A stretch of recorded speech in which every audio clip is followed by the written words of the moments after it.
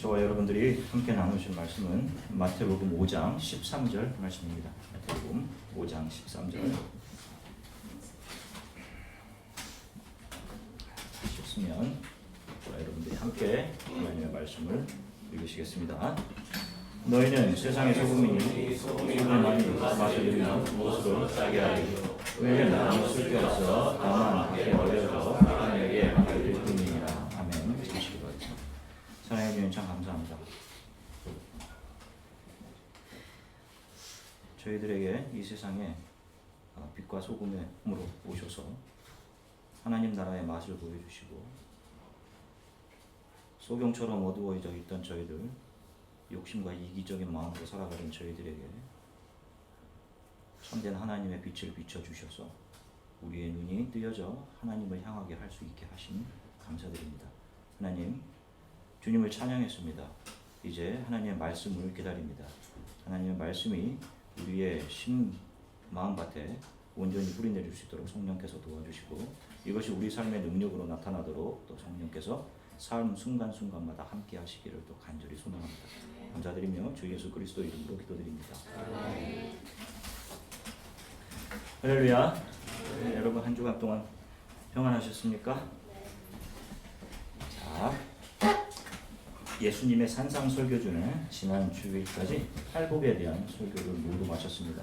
이제 오늘 계속해서 이어지는 예수님의 산 위에서의 설교 중 소금에 대한 예수님의 강화를 살펴보도록 하겠습니다. 오늘 본문을 쉽게 생각하면 성도들이 이 세상 속에서 소금과 같이 맛을 내어서 이 세상의 부조리와 어두움을 물러가게 하면서 이 세상을 살맛 나는 세상으로 변화시켜가는 그런 주체로 살아가야 한다라는 어떤 도덕적이고 윤리적인 행동 강령으로 생각하고 또 해석하고 적용할 수 있어요. 사회 곳곳 중요한 위치에 우리 크리스천들이 들어가서 정직하고 선을 행하는 삶을 통해서 우리가 세상 속에서 맛을 내야 하는 삶을 살아가야 하고 그것이 예수께서 원하시는 삶이라고 생각할 수 있습니다. 그도 그럴 것이 실제로 소금이라는 것은 어떤 재료들 속에 들어가 맛을 내는 중요한 요소이고 상함과 부패를 방지하는 요소이기 때문에 이 죄와 어둠으로 가득 찬 세상 속에서 부패를 막고 신선함을 내며 선한 영향력을 드러내며 살아야 한다라고 결론을 도출하는 것이 마치 성경적으로 맞는 것처럼 보이기도 합니다. 그러나 여러분 매번 말씀드리지만 성경은 사람들에게 이 땅이 우리의 정의를 실현하며 자신들이 꿈을 이루는 장이라고 말씀하지 않습니다.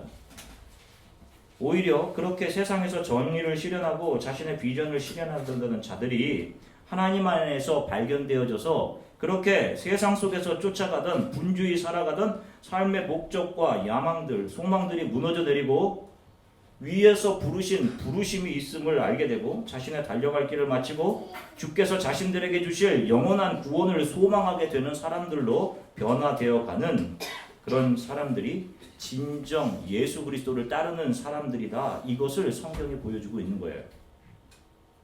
성경은 하나님의 사랑과 긍휼에 의해 건져진 사람들을 직접 품에 안으시고 영혼으로 들어가시기 위해 하나님께서 펼쳐가시는 구원의 계획들이 담겨져 있는 책입니다. 그래서 성경은 이 땅을 살아가는 성도들을 나그네라고 말하는 거예요. 성경에 의하는 이 세상의 정의는 잠시 머무는 곳인 것입니다. 우리가 오늘 본문의 말씀을 잘 이해하려면 먼저 성경에는 소금을 어떤 의미로 사용했는지 성경 안에 펼쳐진 하나님의 섭리 속에서 하나님께서 의미를 부여하고 계신 소금의 의미를 살펴보는 것이 필요합니다. 저는 오늘 우리가 가지고 있는 일반적이고 도덕적인 사고의 범주를 배제하고 성경에 기록되어 있는 소금의 의미를 찾아서 거기에 이 본문을 대조해 봄으로 하나님께서 말씀하신 소금의 의미를 좀 더 명료하게 살펴보려고 해요. 왜 윤리 도덕적 사고의 범주를 아예 배제하느냐 하면 이 소금과 빛의 말씀은 산상수훈에 속한 말씀이고 우리가 지난주까지 살펴보았던 팔복설교 바로 뒤에 나오는 그 팔복설교 계속 이어 나오는 예수님의 설교이기 때문이에요. 아시다시피 예수께서 설교하신 팔복에 대한 설교는 상대적인 진리들이 절대적인 진리인 것처럼 난립하는 그렇게 살아가는 이 세상 속에서 하나님 나라에 속하게 되는 크리스천들의 절대 기준을 예수께서 자기 자신을 세워주심으로 보여주심으로 우리들에게 그 기준을 제시해 주신 거라고 말씀드렸습니다. 그 절대 기준으로 세워주신 그 예수 그리스도, 그리고 우리 성도는 그 절대 기준이신 예수 그리스도를 바라보고 나 자신을 살펴보니 내 안에 선이 하나도 없는 것이 예수의 의 절대 기준 앞에 발견되는 겁니다. 내 안에 있는 것들이 다 거짓이었구나. 내가 정의라고 이야기하는 것이 다 기만이었구나. 늘 나를 먼저 생각하고 나를 자랑하고 나를 중심에 놓고 있었던 그 나의 모습이 예수 앞에서 적나라하게 드러나는 거예요. 그래서 그들이 예수 그리스도의 발 앞에 엎드려 회개하며 애통하게 되는 겁니다. 이런 자들을 예수 그리스도께서는 품에 안으시고 그들을 십자가의 보혈로 이 땅의 작은 예수들로 잉태내시는 것이고, 그렇게 작은 예수로 잉태된 교회 성도들이 이 땅을 살아가는 삶에 예수가 세워주신 기준들이 그들의 삶에 조금씩 드러나지게 되는 거예요. 저와 여러분들이 지금 그런 과정에 있는 겁니다. 자, 그러면 성경에서 사용된 소금의 의미를 좀 살펴보겠습니다. 먼저 성경을 보면 하나님은 소금이라는 단어를 약속과 언약과 관련해서 사용하고 있음을 알 수 있어요. 민수기 18장 19절입니다. 이 말씀을 좀 잘 기억해 두셨으면 좋겠어요. 오늘 이 말씀이 아주 키가 되는 말씀입니다. 민수기 18장 19절 함께 읽으시겠습니다. 이스라엘 자손이 여호와께 거제로 드리는 모든 성물은 내가 영구한 몫의 음식으로 너와 내 자녀에게 주노니 이는 여호와 앞에 너와 내 후손에게 영원한 소금 언약이니라. 아멘. 자, 이 말씀은 레위 지파 제사장인 아론의 자손들에게 주신 약속입니다. 이스라엘 백성들이 드리는 거룩한 거제는 짐승의 앞가슴과 넓적다리를 드리게 되어 있어요. 그것을 제단 앞에서 위에 이렇게 들게 되어 있습니다. 들어서 하나님 앞에 드린다 해서 거제예요. 이것을 아론의 자손인 레위 자손들에게 영원한 음식으로 주시겠다라고 약속하시는 겁니다. 그리고 이 약속을 하시면서 하나님은 소금 언약이라는 말씀을 하세요. 소금은 영원성, 불변성을 나타냅니다. 다시 말하면 이 약속은 변함없는 약속이다, 영원한 약속이다, 이런 말씀이에요. 근데 참 조금 이해하기 어려운 것은, 아니 아론의 자손 레위 지파에게 음식을 주시면서 아니 그것이 도대체 뭐가 그렇게 중요하다고 소금 언약, 이것이 영원한 약속이다, 이렇게까지 말씀하시는 것일까요? 이런 의문이 생길 거예요. 자, 이제 이 의문을 토대로 계속해서 말씀을 좀 살펴볼게요. 이 아론의 자녀들 레위 지파 제사장들에게 주어진 이 약속은 이 땅에 하나님의 제사장으로 부름을 받게 될 모든 사람들에게 제공될 영원한 음식에 대한 약속이기도 합니다. 자, 예수님이 오신 후 성경은 누구를 제사장이라고 하죠? 누구를? 이 땅에 성도들. 베드로전서 2장 9절을 같이 읽으시겠습니다. 베드로전서 2장 9절입니다. 같이 한 목소리로 읽으시겠습니다. 그러나 너희는 택하신 족속이요 왕같은 제사장들이요 거룩한 나라요 그의 소유가 된 백성이니 이는 너희를 어두운 데서 불러내어 그의 기이한 빛에 들어가게 하신 이에 아름다운 덕을 선포하게 하려 하심이라. 아멘. 자, 성경은 예수 안으로 들어온 교회와 성도들을 하나님 나라의 백성이고 그들이 제사장이다 라고 말씀하고 있어요. 그러니까 민수기 18장 19절의 약속은 단순히 아론의 자녀 레위 지파 제사장들에게 주어진 약속이 아니라 예수 그리스도를 통해서 거듭날, 메시아를 통해서 거듭날 성도들에게 주어질 영원한 양식에 대한 약속인 거예요. 그들에게 주어질 양식이 있다라는 것입니다. 그러면 이 양식은 무엇을 의미하는지 성경을 통해 살펴보겠습니다. 요한복음 6장 35절입니다. 함께 읽으시겠습니다. 요한복음 6장 35절. 예수께서 이르시되 나는 생명의 떡이니 내게 오는 자는 결코 줄이지 아니할 터이요 나를 믿는 자는 영원히 목마르지 아니하리라. 아멘. 자, 예수님은 자기 자신을 영원한 생명을 주는 떡, 양식, 음식이다 이렇게 말씀하셔요. 자, 그러면 민수기 18장 19절의 말씀은 궁극적으로 누구를 향한 약속인지 분명히 우리가 알 수 있어요. 바로 예수 그리스도로 거듭날 자들, 하나님의 은혜로 택함을 받아 하나님 나라의 백성이 될 제사장들, 바로 교회와 성도, 저와 여러분들을 가리키는 거예요. 그들에게 예수 그리스도께서는 자기 자신의 몸을 내어 주어서 그들이 영원히 살도록 영원한 구원을 그들에게 주겠다. 나의 몸을 내어서 그들에게 주겠다라고 하는 십자가의 메시지가 이 민수기 18장 19절 안에 담겨져 있는 것입니다. 자, 또 다른 것을 살펴볼게요. 솔로몬 이후 이스라엘은 주전 925년 북이스라엘과 남유다로 두 나라로 분열이 됩니다. 그리고 이 두 나라는 잦은 전쟁을 치르게 돼요. 동족 간에. 자, 유다의 제2대 왕 아비야는 르호보암의 아들이었습니다. 그가 왕이 된 후 3년에 북쪽 이스라엘 여로보암 왕이 80만 대군을 이끌고 유다와 전쟁을 하게 되었어요. 80만의 대군입니다. 이때 아비야가 이 전쟁을 위해 모은 군대는 여로보암 군대의 절반 수준인 40만의 군대였습니다. 80만 대 40만의 전쟁이에요. 이때 아비야가 자신과 지금 마주하고 있는 적들 80만의 이스라엘 군사들과 여로보암 왕 앞에서 아비야가 그들 앞에서 소리쳐 이야기하는 내용이 역대하 13장 4절부터 5절입니다. 역대하 13장 4절부터 5절 함께 읽으시겠습니다. 아비야가 에브라임 산 중 스마라임 산 위에 서서 이르되 여로보암과 이스라엘 무리들아 다 들으라.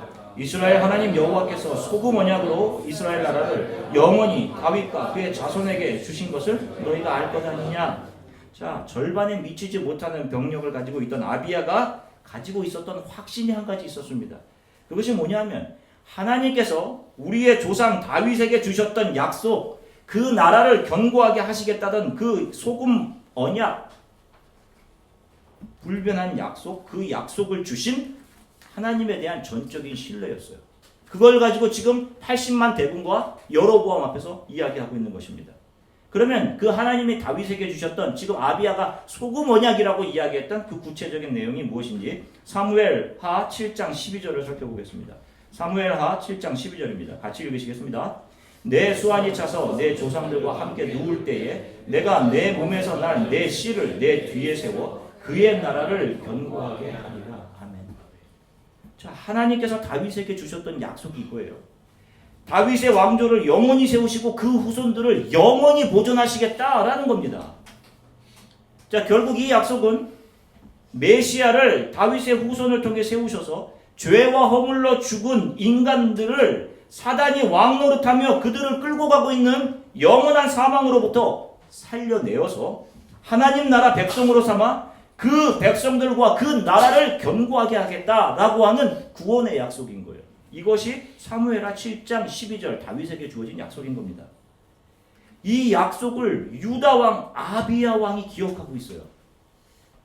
그런데 더 놀라운 사실은요, 이 아비야는 이 약속만 기억한 것이 아니라 이보다 더 오래전 모세를 통해 주셨던 약속, 우리가 살펴본 민수기 18장 19절의 소금 언약 또한 이 아비야가 기억하고 있었습니다. 자, 계속해서 아비야가 80만 군대를 이끌고 유다를 치러 온 이스라엘 왕 여로보암과 그 군사들에게 외치는 말을 살펴보겠습니다. 역대하 13장 8절부터 11절입니다. 역대하 13장 8절부터 11절 같이 읽으시겠습니다.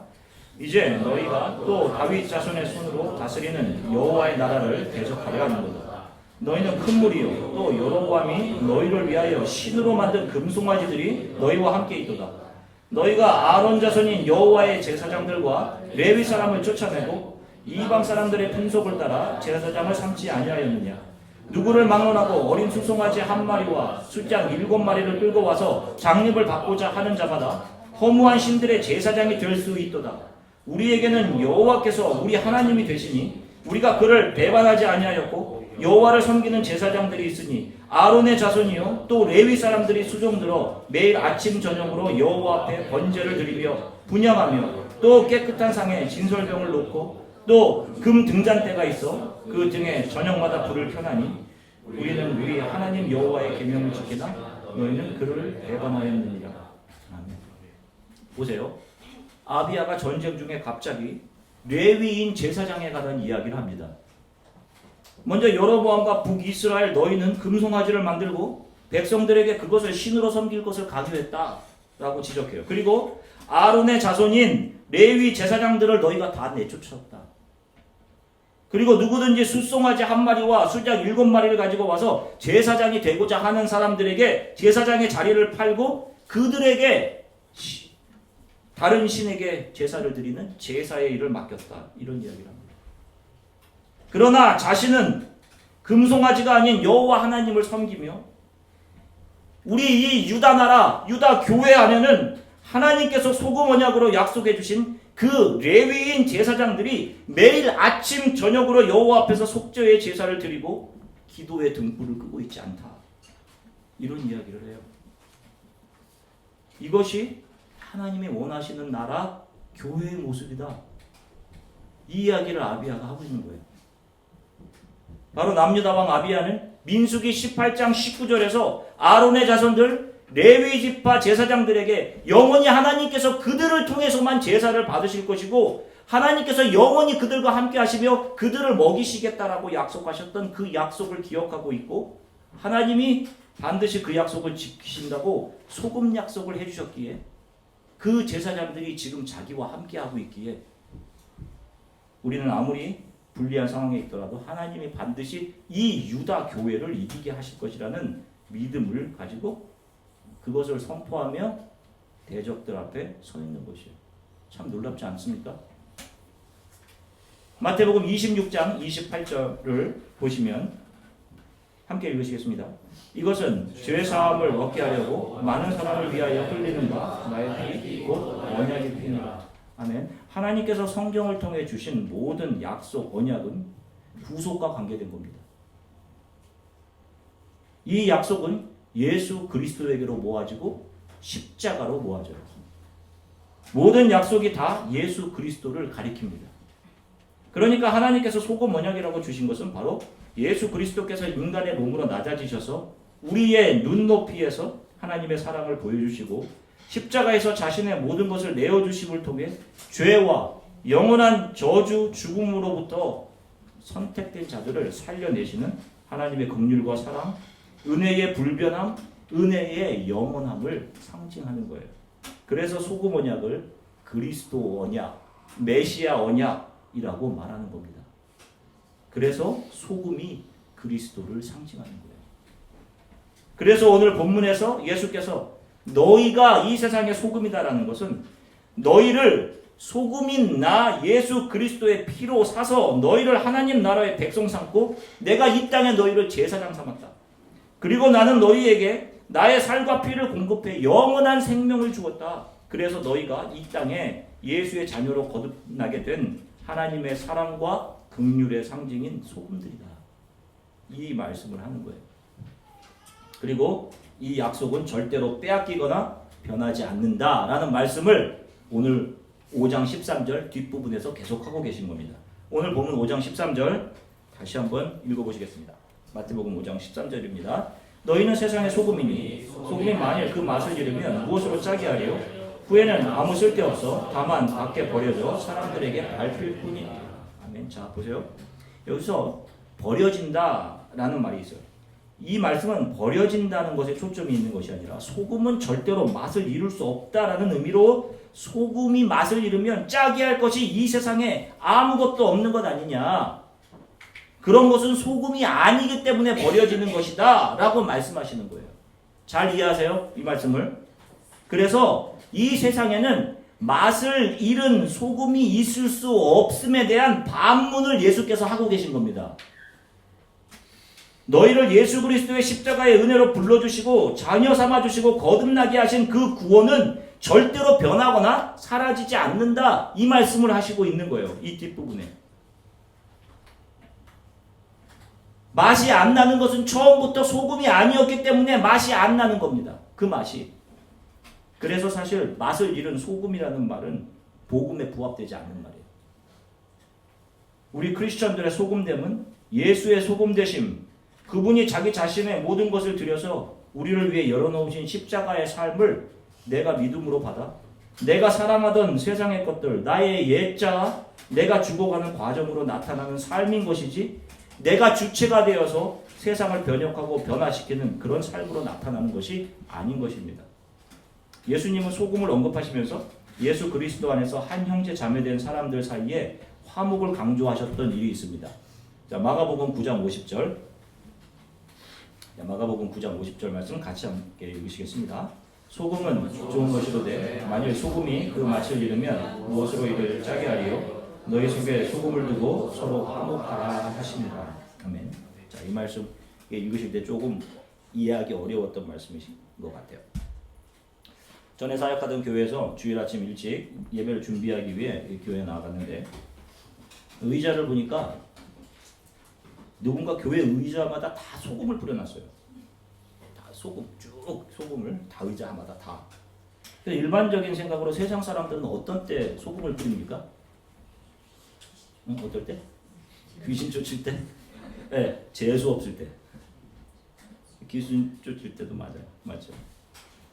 그러니까 장사하는 분이 누가 돈을 안 내고 도망가니까 예전에 제가 고등학교 때 잽싸게 뛰어나가시더니 바로 그 문 옆에 있는 소금 한 줌을 잡아서 거의 물러가라. 그리고 내가 소금 뿌려야 되는 것을 본 적이 있어요. 예로부터 소금이 잡기를 잡아준다는 그런 미신들이 각 나라마다 있었습니다. 소금을 쏟으면 아군이 생긴다는 그런 미신도 있었어요. 소금 쏟으면. 그래서 레오나르도 다빈치의 최후의 만찬 그림을 보면 가론 유다 앞에 있는 소금 그릇이 뒤집혀져 있는 걸로 그려져 있어요. 하여간 세상은 그렇게 생각합니다. 그래서 아무튼 그날 주일날 아침에 의자마다 소금이 뿌려져 있어서 적잖이 놀랐어요. 누군가 혹시 다른 종교를 가진 사람들이 교회 안으로 들어와서 나쁜 맘 먹고 이렇게 한 건 아닌가 그런 생각이 나중에 알아보니까 범인은 같이 사역하시던 미국 목사님이셨습니다. 그 목사님이 주일 아침 일찍 나오셔서 일부러 교회 의자마다 소금을 다 이렇게 뿌리신 거예요. 그 이유가 바로 너희 속에 소금을 두고 서로 화목하라. 마가복음 9장 50절에 근거해서 성도들끼리 더 화목하라고 소금을 다 이렇게 뿌리신 거예요. 너희 속에 소금을 두고 서로 화목하라. 이 본문은 이렇게 진짜 소금을 뿌려가며 너희들끼리 화목하라 이런 의미가 아니라 자신의 모든 것을 녹아내어 우리들에게 영원한 구원의 길을 열어주신 주 예수 그리스도를 소금으로 이야기한 겁니다. 바로 그 예수 안에서 너희가 화목해라 이 말씀을 하시는 거예요. 너희가 예수 그리스도로 형제 자매 되었음을 기억하고 변치 말고 너희 모임 안에는 항상 예수 그리스도가 계심을 염두에 두고 늘 거룩한 모임을 가지며 그 소금 예수 그리스도로 하나 된 형제 자매들과 영원히 화목해라. 이런 말씀으로 이 마가복음 9장 50절 말씀을 주신 겁니다. 크리스천 성도 교회의 정체성은 이 소금 언약을 자신의 온 삶으로 지켜내는 데 있어요. 현실에 흔들리지 않고 예수님의 은혜만을 붙잡으며 살아가는 겁니다. 이게 힘들죠. 다 잃어버리는 것 같죠. 그렇게 살아서 되겠습니까? 하죠. 그러나 그 잃어버림 같은 상황 속에서도 인내하고 그 믿음을 붙드는 삶을 사는 겁니다. 왜? 우리가 믿음으로 본 바가 다르기 때문에 세상 사람들이 세상의 눈으로 본 바와 우리들이 믿음의 눈으로 본 것이 다르기 때문에 그래요. 그래서 우리 크리스찬들에게는 인내와 동시에 환난, 핍박이 수반되는 거예요. 지난주에 설교했던 것처럼 내 안에서의 거부도 역시 함께 나오게 되는 것이고요. 이런 인내와 핍박을 견뎌낸 흔적들, 자신을 다 녹여주신 소금 대신 예수 그리스도의 흔적이 삶에 고스란히 남아 하나님의 사랑과 긍휼의 맛으로 그의 삶이 배어져 있는 자들이 바로 예수 그리스도를 따라가는 자, 바로 크리스천들인 것입니다. 내 자아가 살아서 내 정의감이 살아서 내가 무엇을 해서 이 세상을 변혁시키겠다라고 덤벼드는 자들이 아니라 오히려 그런 나의 정의감, 나의 의로움조차 선할 수 없음을 알고 나의 생각과 판단을 주 앞에 내려놓고 또 한편으로는 자신들이 가지고자 달려가던 그 이 세상의 가치들, 추구함들, 즐거움들, 성공회로의 행진들을 멈추고 내어버리고 예수께서 보여주신 자신을 녹여주신 그 사랑의 희생을 자신의 몸으로 고스란히 세상 가운데서 증거해내는 자들이 소금의 삶을 사는 거예요. 그래서 지난주 설교 들으신 분들 알겠지만 성도들에게는 이 세상과는 확연히 구별된 예수 그리스도의 흔적이 그들의 삶에 오롯이 배어 있게 되는 거예요. 지금도 매 주일을 예수를 사랑한다고 말하면서 교회에 나와서 찬양하고 봉사하며 예배드리는 수많은 사람들이 있습니다. 그런데 여러분 잘 보십시오. 우리가 기독교인이 된다는 것은 예수를 닮아가는 것을 의미하는 거잖아요. 그죠? 크리스찬이니까 예수를 닮아가는 거예요. 예수께서 삶으로 자신을 따라오려거든 이런 삶을 너희들이 살아라 라고 우리와 같은 모양이 되셔서 그 삶을 보여주신 겁니다. 그 삶은 이 땅에서 높아짐에 있었던 것이 아니라 철저히 낮아지심에 있었어요. 그리고 부유한 장소, 이 땅에서의 내 존재의 발현이나 성공의 장소를 향해 달려간 것이 아니라 하나님을 잃어버린 자들 속에서 그들에게 용서와 구원의 길을 보여주셨습니다. 말씀드렸듯이 그분은 머리 둘 장소, 병변한 집조차 없으셨어요. 우리들에게 나를 따르는 자들이 어떠한 삶을 살아야 하는지를 보여주신 겁니다. 그런데 이 모습들이 소금으로 삶에 드러나는 사람들이 참 많지 않아요. 다 자기 유익을 쫓아가고 이 세상에서 내가 어떻게 하면 나의 이름을 내고 내가 조금 더 가질까, 부유해질까, 예수의 이름을 힘입어서 내가 어떻게 하면 이 세상에 좀 더 잘 살아갈까, 그 생각을 한단 말입니다. 자기 좋은 대로 행하고 높은 곳으로 달려가려고 하고 이 땅을 소원과 비전을 이루는 그런 터전으로 생각을 한단 말입니다. 여러분, 모든 크리스찬들에게는 내가 예수 그리스도를 사랑하고 예수 그리스도를 따르고 있다라고 생각한다면 예수 그리스도의 모습이 그의 삶에 있어야 돼요. 성경을 다 읽지 않아도 팔복의 설교만 들어봐도 그 절대 표준된 예수님의 모습이 어떤 것인지 우리가 압니다. 그 모습에 우리가 맞춰져 가는 그런 삶이 우리 안에 나타나야 된단 말이에요. 이런 모습은 자신의 노력이 아닌 성령이 그들을 원본 되신 예수 그리스도의 모습에 맞추어 그들을 깎아내시고 모자란 부분을 채워가시며 만들어 가시는 일입니다.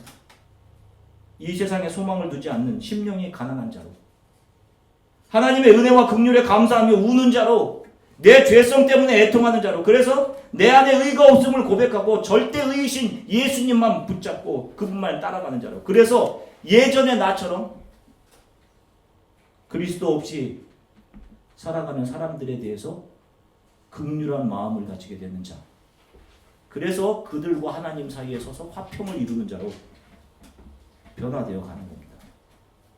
하나님 나라의 소망을 잃어버리고 이 땅에 인간 절대 나라를 세우려고 하는, 그러면서 늘 실패하는 죄로 가득한 이 땅에 예수 그리스도는 하나님의 사랑과 은혜의 하나님 나라의 삶의 원리, 맛을 보여주시고자 이 땅에 소금으로 오신 거예요.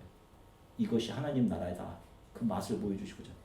오래전부터 하나님을 통해 소금 원양으로 주어주신 그 약속을 따라 하나님의 영원한 사랑과 긍휼, 영원한 구원과 영원한 나라가 있음을 보여주시고자 이 땅에 소금으로 예수 그리스도께서는 자기의 삶을 뿌려내셨습니다. 이 예수 그리스도에 의해 살아난 자들 역시 예수 그리스도처럼 하나님의 영원한 사랑을 삶으로 드러내는 소금들로 천국 복음을 증거하며 하나님 나라의 맛을 보여주는 소금들로 세상에 뿌려지는 거예요. 사랑하는 성도 여러분, 우리를 위해 자신의 모든 것을 내어주시고 우리에게 영원한 구원의 길을 열어주신, 이미 우리를 하나님의 자녀로 삼아주신 예수 그리스도의 은혜를 여러분들이 날마다 더 알아갈 수 있기를 간절히 축원합니다. 믿음의 길은 내가 죽고 부인되면 녹아지는 길이에요. 여러분들의 남은 삶을 세상에 허영을 쫓는데 이 세상에서 더 많이 갖는 것에 두고 사용하지 마시고 주의 사랑의 맛을 세상에 보여주는 소금들로 여러분들이 살아갈 수 있게 되기를 간절히 소망합니다. 우리가 크리스천이라면 우리 삶에 예수 그리스도의 흔적이 있어야 되고 예수 그리스도를 닮아감이 있어야 됨을 기억하시고 한 주간을 살아가시기를 간절히 축원합니다. 우리 잠시 기도하겠습니다. 제 삶이 소금 되어 주신 주님의 은혜만을 붙잡고 저에게 하나님의 사랑의 맛이 어떤 것인지, 영원한 구원이 어떤 것인지, 하나님의 나라가 어떤 것인지를 알게 해주신 그 하나님의 은혜만 붙잡고 이 땅에서 아직 잃어버려 있는 사람들에게 하나님의 사랑과 긍휼의 맛을 알려주고 뿌려지는 삶을 제가 살아가게 해주십시오. 내 삶에 낮아짐이 있게 해주십시오. 하나님, 가난해짐이 있게 해주세요. 낮은 곳으로 내려감이 있게 해주십시오. 세상을 다 갖고도 그리스도 예수를 잃어버린 삶이 가장 비참한 사람임을 압니다.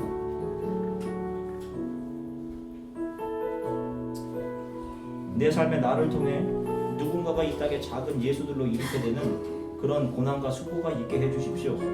그리고 저는 오히려 그것을 감사하고 기쁘게 여기게 하나님 도와주십시오. 내 삶에는 나를 위해 했던 일들이 나의 명성이 증거로 남는 삶이 아니라 주를 위해 인내하고 견뎌내고 주를 위해 기쁘게 선택해야 했던, 그리고 감수해야 했던 믿음의 흔적들로 나의 삶이 채워지게 해주십시오.